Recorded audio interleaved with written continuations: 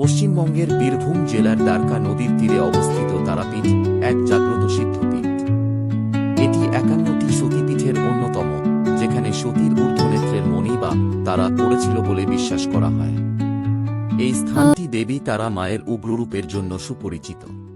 তো আমরা তারাপীঠ কীভাবে গেলাম সেটা চলুন আপনাদের বলি। তো জুড়ে থাকুন পুরো ভিডিওটা শেষ পর্যন্ত। তো আমরা সকাল সকাল ঘুম থেকে উঠে বিসিপুর স্টেশনে গেলাম, ওইখান থেকে সোজা হাওড়া, তারপর হাওড়া থেকে কুলিক এক্সপ্রেস ধরে আমরা সোজা চললাম রামপুরহাটের উদ্দেশ্যে। টিকিটের মূল্য ছিল মাত্র ১০০ টাকা করে, যাতায়াত ২০০ টাকা টোটাল। এবং তোমাদের বলে রাখি, ট্রেনটি খুবই পরিষ্কার এবং খুবই ফাস্ট গিয়েছিল এবং ট্রেনের সুযোগ সুবিধা খুবই ভালো। তো ট্রেনটা ছিল ১৩:০৫ কুলিক এক্সপ্রেস। আমাদের যেতে টোটাল সময় লেগেছিল হাওড়া থেকে রামপুরহাট ৪ ঘন্টা থেকে ৪.৫ ঘন্টা। এবং যাওয়ার পথে রাস্তার ধারটা খুবই সুন্দর এবং চারিদিক ভিউটা খুবই সুন্দর ছিল। তো চলো তোমরা ভিউটা এনজয় করো, ততক্ষণ আমি যাই রামপুরহাটে, যে তোমাদের সাথে কথা বলছি।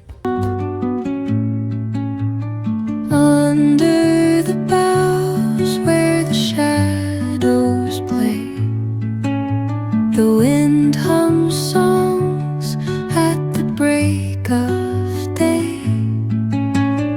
whispering pines, secrets untold, carrying tales only the forest holds. Moonlight spills. তো ফাইনালি আমরা ৪.৫ ঘন্টা পর রামপুরহাট স্টেশনে নেমে পড়লাম। রামপুরহাট স্টেশনে নেমেই আমরা টোটো বুক করে নিলাম আমাদের হোটেলের উদ্দেশ্যে। তো বলে রাখি, মাথা পিছু ৪০ টাকা করে নেয় টোটোওয়ালা বা অটো। তোমরা যাই বুক করো, ওইখানে রামপুরহাট স্টেশনে নেমে তোমরা দাম দর করে নিতে পারো। একটু দাম দর করলেই টোটোওয়ালারা ৩০ টাকা করে নেয়।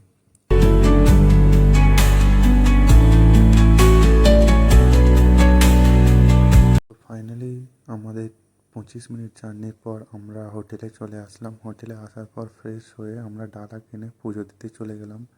তো ১.৫ ঘন্টা পুজো লাইনে থাকার পর আমরা ফাইনালি পুজো দিতে পেরেছিলাম। তো দেখো তোমরা পুরো ব্লগটা, ঠিক আছে?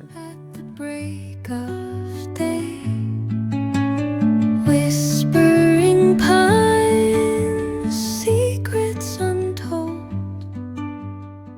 তো ভিডিওটা ভালো লাগলে অবশ্যই একটা লাইক এবং সাবস্ক্রাইব করে দিও। ওকে, টাটা, দেখা হচ্ছে নেক্সট ব্লগে।